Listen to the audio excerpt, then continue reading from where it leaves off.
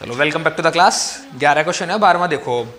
निम्नलिखित सूचनाएं दी गई हैं। प्रचालन से आगम है, शुद्ध लाभ है, प्रचालन से आगम की लागत दे रखी है, दीर्घकालीन ऋण है, व्यापारिक देय है, स्टॉक है, तरल संपत्तियां, स्थायी संपत्तियां, चालू दायित्व दे रखे हैं, ब्याज व कर से पूर्व शुद्ध लाभ भी दे रखा है। आपको निकालना क्या क्या है? सकल लाभ अनुपात, स्टॉक आवर्तन अनुपात, चालू अनुपात, तरल अनुपात, शुद्ध लाभ अनुपात, कार्यशील पूंजी आवर्तन अनुपात। 6 फॉर्मूले इसमें आपको फाइंड आउट करने हैं। अब डिटेल्स में जो जो दिया है उसको हम लिख भी सकते हैं और ना भी लिखे, है ना, कहीं बुक में दिया हुआ है, लेकिन लिख देता हूँ मैं फिर भी। गिवन वैल्यू है कुछ हमारे पास। सबसे पहले क्या दिया है? प्रचालन से आगम, इसको बोलते हैं revenue from operation.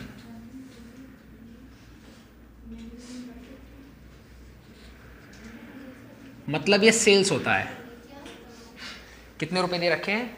16,80,000। 16,80,000। Next value आपको दिया शुद्ध लाभ, इसको बोलते हैं नेट प्रॉफिट। नेट प्रॉफिट कितना है? 2,52,000। इसके बाद में आपको दिया हुआ है प्रचालन से आगम की लागत, इसको बोलते हैं कॉस्ट ऑफ गुड सोल्ड, और वैल्यू दिया 12,60,000 रुपये। इसके बाद नेक्स्ट पेज पे दीर्घकालीन ऋण, long term loan. Long term loan कितना है? 7,20,000।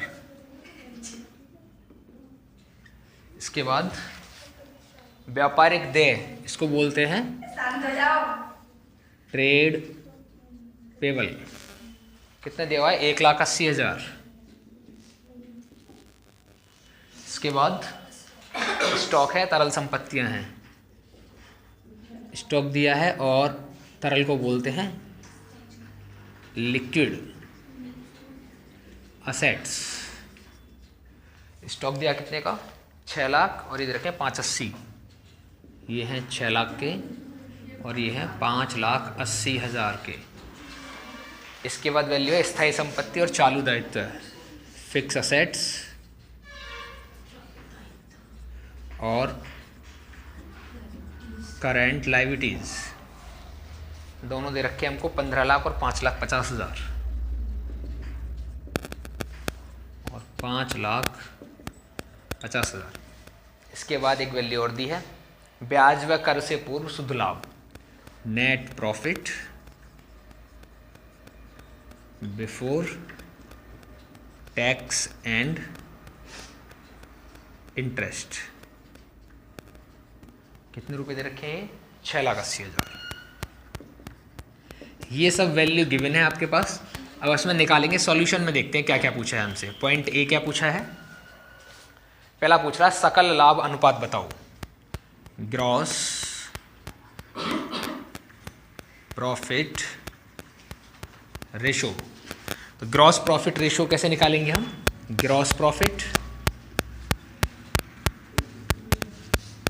Divide by net cell multiply by 100। Question में देखना पड़ेगा, नेट सेल हमको दिया, सेल दे रखी है हमको क्वेश्चन में। हमको देखना पड़ेगा ग्रॉस प्रॉफिट। क्वेश्चन में देखो यहाँ से यहाँ तक कहीं भी ग्रॉस प्रॉफिट हमको नहीं दिया, ग्रॉस प्रॉफिट निकालना पड़ेगा हमको। ग्रॉस प्रॉफिट निकालने के लिए क्या तरीका है हमारे पास? ग्रॉस प्रॉफिट रेशो पूरा ऐसे ही लिख लो, और ग्रॉस प्रॉफिट निकलेगा नेट सेल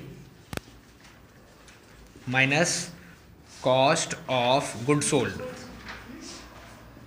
ये पहले भी आया है, डिवाइड बाई नेट सेल, और इसमें मल्टीप्लाई बाय 100। सॉल्व करेंगे। नेट सेल कितने का दे रखा है? 16,80,000 minus cost of good sold कहाँ दिया है? Cost of good sold 12,60,000 divide by 16,80,000 multiply by 100। आगे सॉल्व करना है इसको। 16,80,000 में से 12,60,000 लेस करो। 16,80,000 में से 12,60 लेस करो जल्दी से। 16,80,000 में से 12,60,000 लेस करना है। 4,20,000 डिवाइड बाई 16,80,000 मल्टीप्लाई। आगे सॉल्व करेंगे इसको। देखो 3 जीरो से 3 जीरो कट जाएंगी, इस जीरो से जीरो भी कट जाए, कितना बचेगा हमारे पास 42 गुणा 100 डिवाइड बाई 168। अब ऐसा कोई पहाड़ा हमको पढ़ना है कि दो इन वैल्यू को ये काट दे। कैसे काटेंगे? देखो 42 से कम 42 और 42 चौके 168 होते हैं, 4 बार कट जाएगा, है ना। कैसे पता चला मेरे को? 40 का पहाड़ा 4 बार पढ़ूंगा तो 160 हो जाएगा, और 2 का पहाड़ा 4 बार पढ़ूंगा तो 8 हो जाएगा, 160 और 8 68 हो जाएंगे। अब कितना बचा? 100, 4 एकम 4 और 25 चौके 100, तो आंसर इसका हो जाएगा 25%। ये पहला आंसर है, ठीक है। 25 चौके 100, 4 25, ठीक है। अब सेकंड वाला देखते हैं। सेकंड में क्या पूछा है? स्टॉक आवर्त अनुपात, ये बी पॉइंट है बेटा इसका। लिख देते हैं यहाँ पे कैलकुलेशन ऑफ, पहले वाले में नहीं लिखा, स्टॉक टर्नओवर रेशो।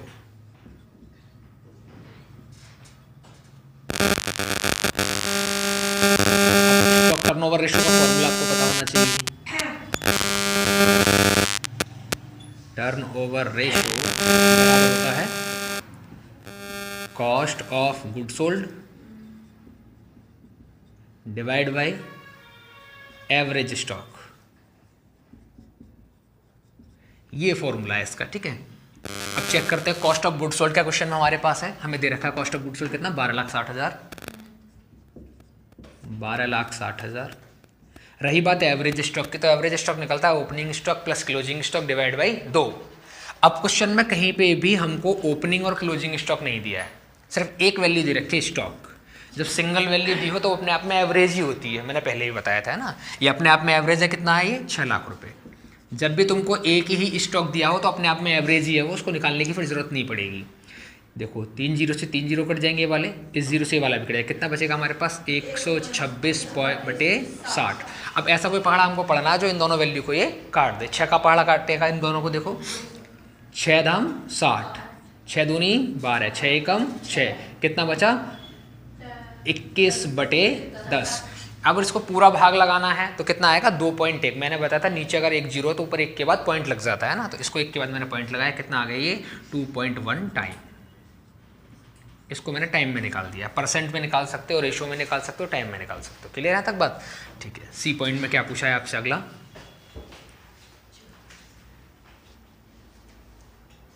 चालू अनुपात, कैलकुलेशन ऑफ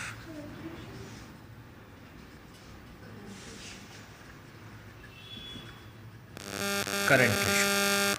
अब करंट रेशो का फॉर्मूला क्या है? करंट रेशो बराबर होता है current assets divide by current liabilities. Check करना पड़ेगा इसमें क्वेश्चन में करंट असेट्स हैं क्या हमारे पास? करंट असेट्स कहीं पे भी करंट असेट्स हमको नहीं दिए हैं, फिक्स असेट्स हमको दिए ये वाली, है ना। चेक करते हैं करंट लायबिलिटीज हमको दी हैं, हाँ करंट लायबिलिटीज तो हमको दी हैं। अब हमको ये सोचना पड़ेगा इसमें कि क्या हम करंट असेट्स कहीं से बना सकते हैं। तो करंट असेट्स बनाए क्या तरीके हैं? या तो हमारे पास टोटल असेट्स हो, इधर समझो कैसे निकाल सकते हैं। अगर हमारे पास टोटल असेट्स हैं तो ये टोटल असेट्स दो वैल्यू से बनते, एक तो करंट असेट से, एक फिक्स असेट से। अगर करंट असेट्स चाहिए तो टोटल असेट्स होना चाहिए और फिक्स असेट्स भी होना चाहिए। चेक करो क्वेश्चन में फिक्स असेट्स तो है लेकिन टोटल असेट्स नहीं है, तो ये फॉर्मूला फेल हो गया, अब इससे नहीं निकलेगा। फिर दूसरा तरीका क्या है करंट असेट्स बनाने का? करंट असेट्स जो होती हैं वो लिक्विड असेट्स प्लस स्टॉक और प्लस प्रीपेड करके भी बनाते हैं। ये फॉर्मूला तुमने पढ़ा होगा कि लिक्विड असेट्स जब बनाते हैं तो करंट असेट्स में से स्टॉक को माइनस करते हैं, प्रीपेड को माइनस करते हैं। अब करंट बनाना है तो लिक्विड में दोनों को जोड़ दो, ये करंट बन जाएगा। ये फॉर्मूला पढ़ा है ना तुमने, ये वाला लिक्विड असेट्स बराबर current assets minus stock minus prepaid, पढ़ा है ना ये। तो हमको क्या चाहिए? करंट चाहिए, तो इन दोनों को उठा के इधर ले जाना पड़ेगा, मतलब ये माइनस का ये भी माइनस का तो प्लस हो जाएंगे दोनों। तो हमको चेक करना पड़ेगा कि लिक्विड असेट्स क्वेश्चन में है, लिक्विड असेट्स क्वेश्चन में है, स्टॉक क्वेश्चन में है, स्टॉक भी है, प्रीपेड है, प्रीपेड नहीं है, तो इन दोनों को जोड़ के आराम से बन जाएगा। अब इसको बना लेते हैं, कैसे बनाएंगे इसको? Liquid assets plus stock divide by current liabilities. देखो लिक्विड असेट्स कितने का है? लिक्विड है 580 का, ये कितने का है? 6 लाख का, तो 580 प्लस 6 लाख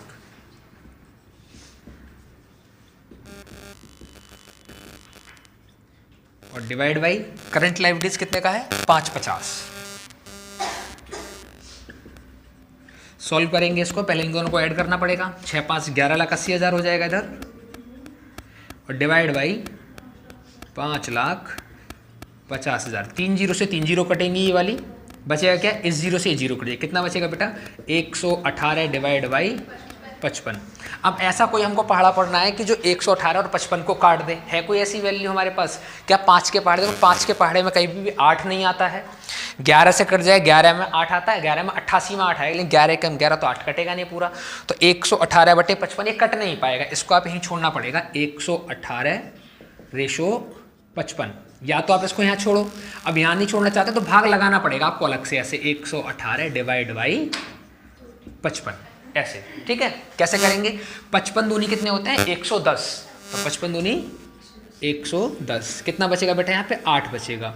क्या अब 55 का भाग इसमें जा पाएगा? 55 का भाग नहीं जा पाएगा, इसका मतलब क्या है कि पॉइंट लगाना पड़ेगा और जीरो बढ़ानी पड़ेगी, तो 55 एकम 55 चला जाएगा इधर, कितने बचेंगे अभी इसमें, बच जाएंगे बेटा इसमें 25। क्या अब भाग चला जाएगा 55 का? अब भी नहीं जाएगा, और अब भी नहीं जाएगा तो फिर इसमें जीरो बढ़ जाएगी, तो 55 से कितनी बार कटेगा ये वाला 250, 55 से काटोगे 5 बार काटोगे तो 250 कटता है 50 से, लेकिन ये 4 बार ही भाग जा सकता है इसमें, तो कितनी बार 4 बार भाग, तो ज़्यादा से ज़्यादा पॉइंट के बाद में आपको 2 संख्या तक काटना है बस। तो इसको हम ऐसे भी लिख सकते हैं 2.14 टाइम, या इसको ऐसे भी लिख सकते हैं 2.14 अनुपात 1, क्योंकि एक बार कटेगा वो 55, है ना, समझ गए वाली बात को, ठीक है। अब इसको जल्दी से कॉपी करो, 3 फॉर्मूले हो गए, 3 और बचे हैं अभी।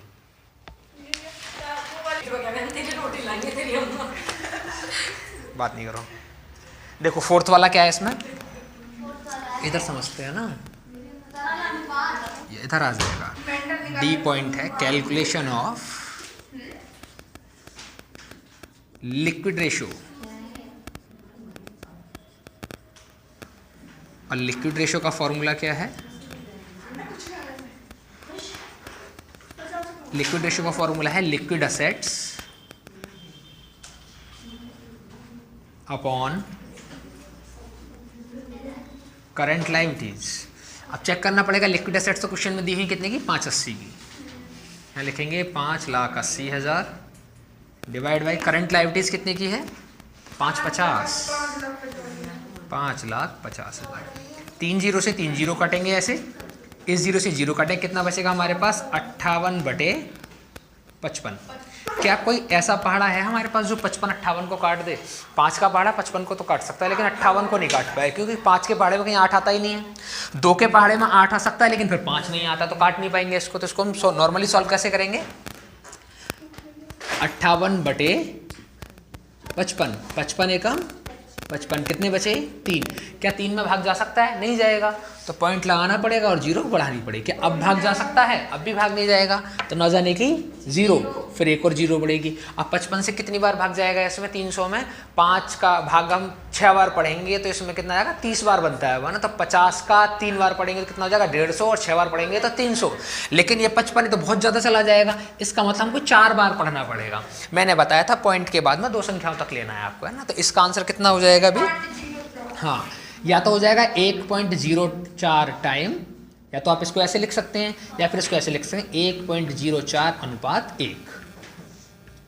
समझ गए बात। अगर किसी वजह से एग्जाम में आप इसको काट नहीं पा रहे, मतलब भाग नहीं लगा पा रहा, तो आप 58 अनुपात 55 भी लिख के आ सकते हैं, वो गलत नहीं करेगा। क्लियर है बात यहाँ तक? ठीक है। आगे कौन सा पूछा उसने, शुद्ध लाभ अनुपात। Next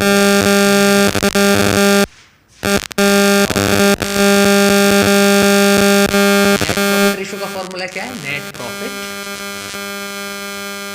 divide by net cell और मल्टीप्लाई बाय 100। कभी कभी नेट प्रॉफिट को वो जो ना, इसमें 2 प्रॉफिट दे रखे हैं, एक प्रॉफिट तो है net profit before tax and interest, और एक और नेट प्रॉफिट दिया हमको वहीं पे ना, ये वाला।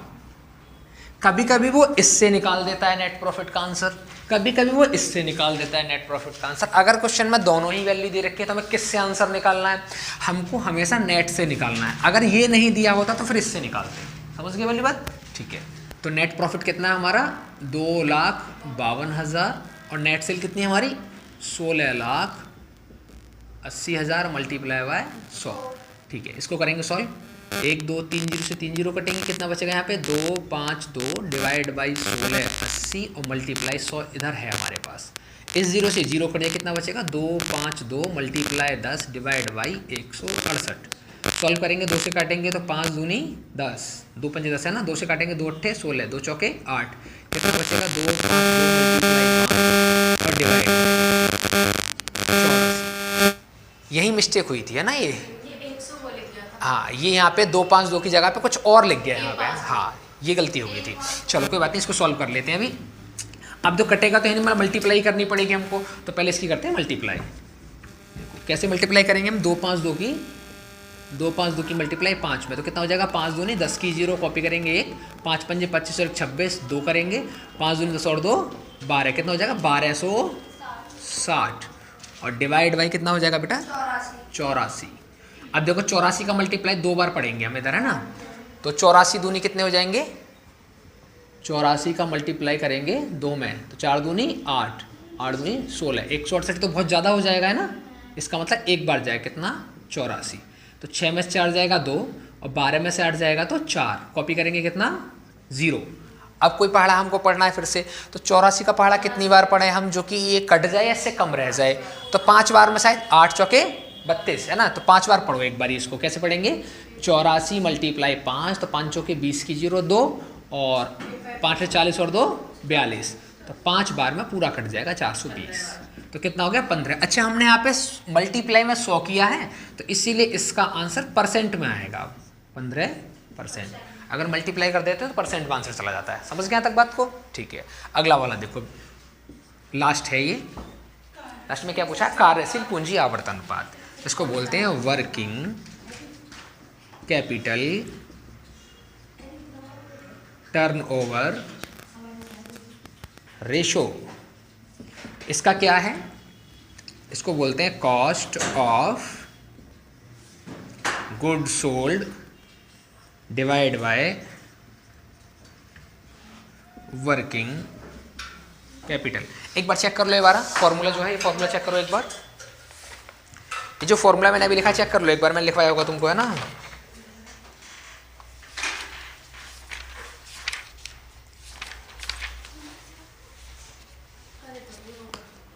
ठीक है, कर लिया मैंने चेक।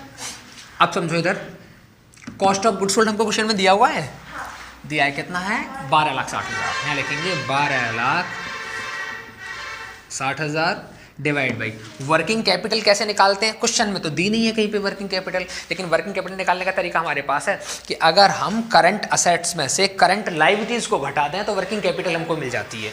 इसका मतलब क्या है कि current assets minus current liabilities, इसको करेंगे सॉल्व। 12,60,000, चेक करो करंट असेट्स हैं क्वेश्चन में, करंट असेट्स नहीं है, लेकिन थोड़ी देर पहले हमने निकाली थी कैसे, लिक्विड असेट्स प्लस स्टॉक करके, मतलब इन दोनों को जोड़ के करंट असेट्स हमने बनाया था पिछली बार है ना। तो कितना हो 11,80,000, यहाँ पे हो गया 11,80,000 माइनस करंट लायबिलिटी शायद दी हुई है कितना 550, यहाँ लिखेंगे 5,50,000। सॉल्व करेंगे अपने इसको आगे, 12,60,000 डिवाइड बाई 11,80,000 में से 5,50,000 घटाने हैं। 11,80,000 में से 5,50,000 घटा दो,